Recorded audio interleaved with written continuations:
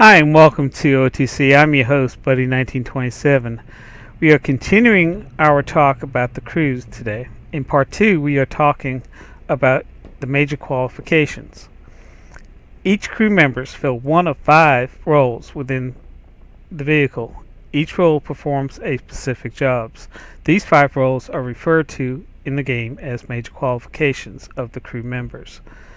And they include the commander, the gunner, the driver, radio operator, and the loader. The major qualifications are referred to as an indicator crew member health graphically in the battle interface by these icons. Next is the proficiency for each crew member, the combined total of his experience, the training level in his major qualifications, and the levels of each and every skill or perk he has acquired, all combined to contribute his overall proficiency. The degree of proficiency for each individual crew members is important because the factor contributing to it are all used in the game mechanics calculations.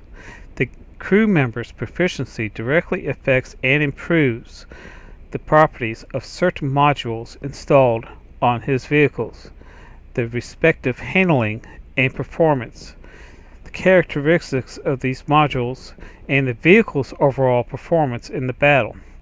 The proficiency of the crew members also impact the speed at which damaged modules are repaired and whether fires are extinguished before it is too late. The proficiency also affects the effectiveness of camouflage, hiding the vehicle from its enemies. Next, we are talking about the crew's proficiency. The commander. The commander's principal job is to spot the enemy vehicles.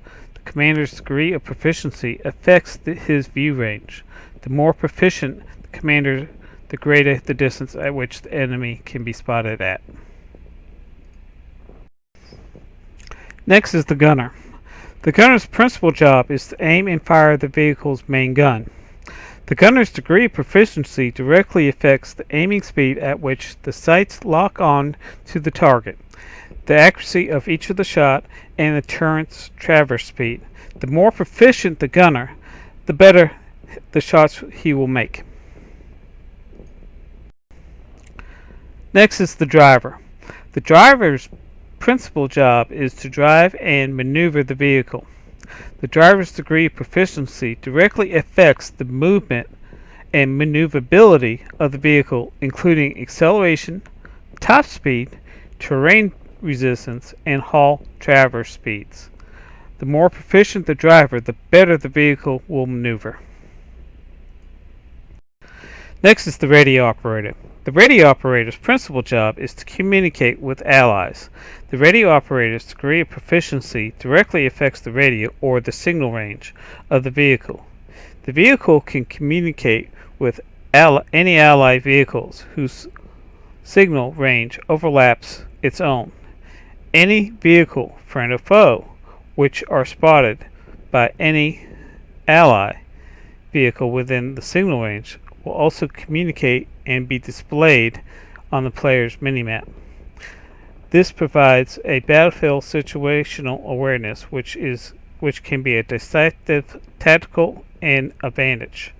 The more proficient the radio operator, the greater the distance that the vehicle can communicate with allies and thereby spot enemy vehicles. Next, but not least, is the loader. The loader's principal job is loading the next round into the main gun. Each loader's proficiency directly affects how fast the next shell is loaded, and the more proficient the loaders, the faster the gun reloads.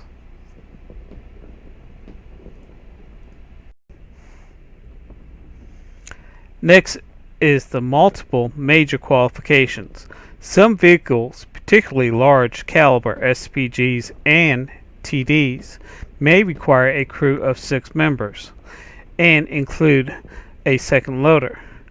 The M2 medium tanks require a crew of 6, 2 of whom are radio operators. The T1 heavy tank and the M6 each carry a crew of 6 with 2 gunners. Other vehicles may require a crew of only 2, 3, or 4 crew members, less than the 5 major qualifications. Small light tanks with a crew of only 2 usually include a commander and a driver. In such cases, the game mechanics calculations require crew members to perform additional roles. For example, in the MS-1, the commander also fills the secondary roles of gunner, radio operator, and loader, while the driver only drives.